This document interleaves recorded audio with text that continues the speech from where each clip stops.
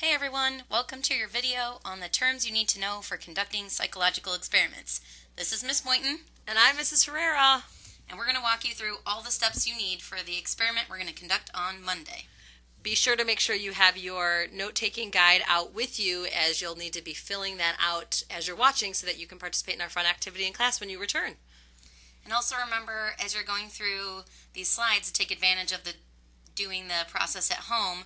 Pause the video if you need to write down your notes before listening to our examples.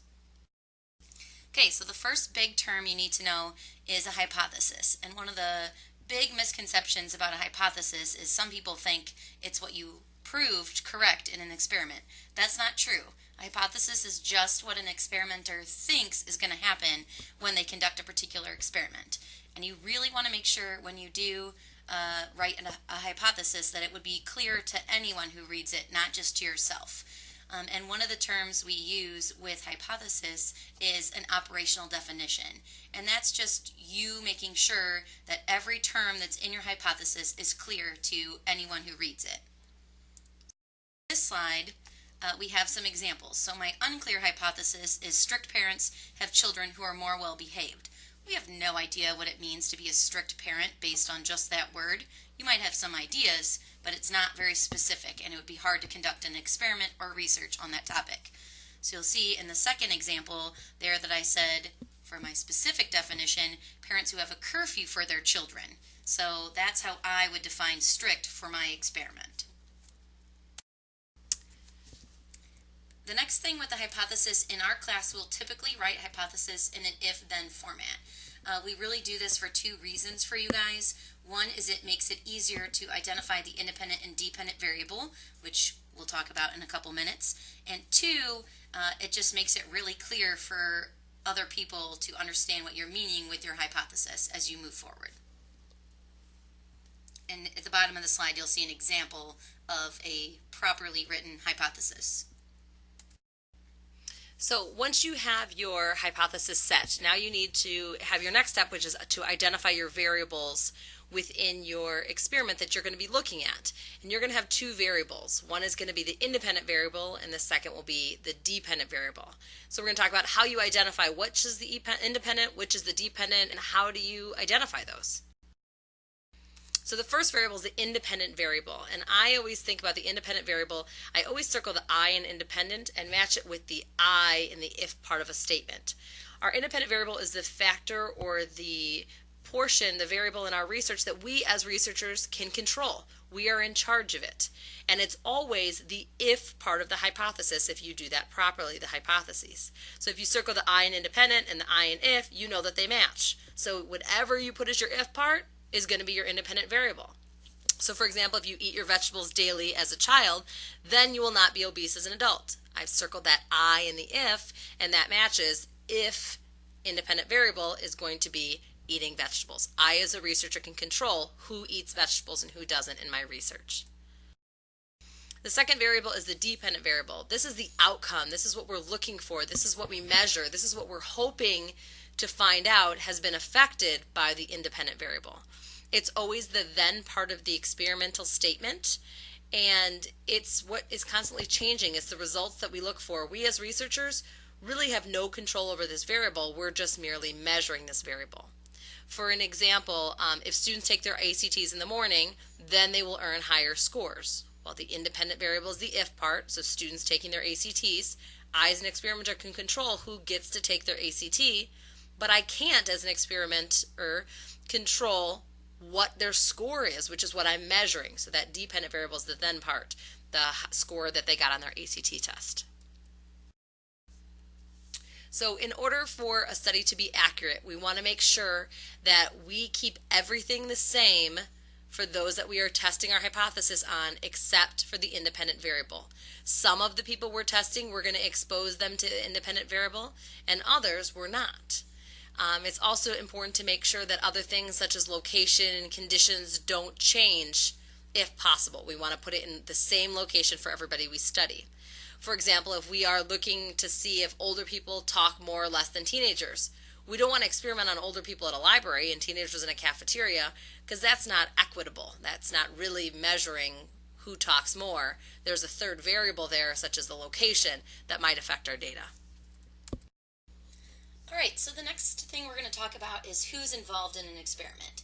And typically we refer to the people involved in the experiment as the subjects.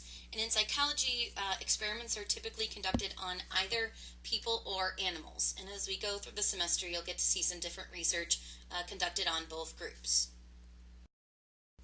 So within the subjects, there's two groups, the experimental group and the control group. And the experimental group is the group that is going to be exposed to that independent variable. So in our vegetable eating example, they're going to be the people who actually get to eat vegetables every day. The control group... Wait, pause. I'm going to pop in on Miss Boynton with something else I always circle. If you circle the EX in experimental and the EX in exposed, you know experimental is the one that is exposed to the independent variable. So if you ever get confused, circle the EX. Good idea. Thanks, Mrs. Rue. Okay, back to the control group. They are the group that does not get the independent variable. So those might be, in our vegetable eating experiment, people who don't eat vegetables at all, or people who eat vegetables maybe once or twice a week instead of every day. They don't get the independent variable the same way or at all that the experimental group does. So here's a kind of walkthrough of the entire thing. Back to our ACT example. I have the hypothesis there. And so our experimental group in our ACT example would be the kids who take the ACT in the morning, because that's what we think is going to make their score higher. Then the control group would be people who take their tests maybe late at night, or maybe we make a group take them in the middle of the night. Who knows? But those people are the control group. They are not exposed to that same morning situation, the independent variable. A few other fun terms to think about when it comes to experiment is something called placebo and double-blind study. And a placebo is used when we're doing any research on medication. So oftentimes in psychology, they might research a medication to see how it affects depression symptoms, or how a medication might help with the symptoms of a paranoid schizophrenic. And so if they're doing a study using medication, they might give a placebo. So if we look at the experimental and control groups, we know one of them is exposed to the independent variable and the other is not.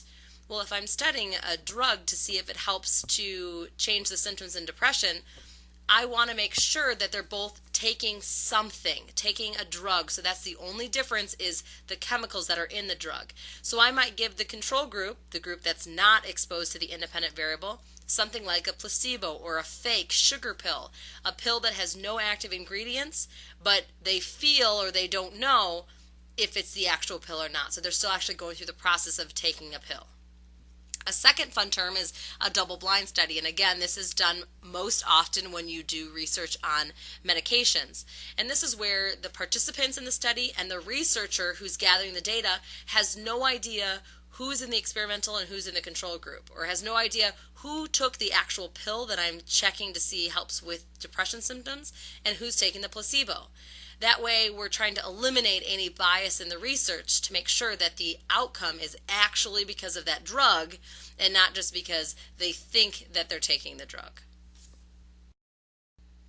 All right, so now it's time for you guys to practice. We want you to pause it on this slide. We've given you a hypothesis that if you eat ice cream, then your body temperature will go up. We want you to pause the screen and identify the independent variable, the dependent variable, the experimental group, and the control group. So pause. We're serious. Pause it right now. Pause.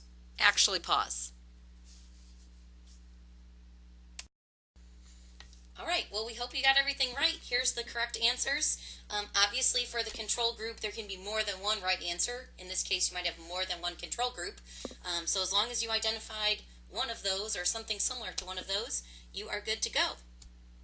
Awesome job, you guys. Hopefully you got those right. Make sure when you come back to class you bring in any questions that you have for Miss B or for myself, so that we can help you before we get a chance to actually apply it and do something fun with it when you come back. Thanks for listening. We hope you enjoyed our combo effort. Have a great night, guys.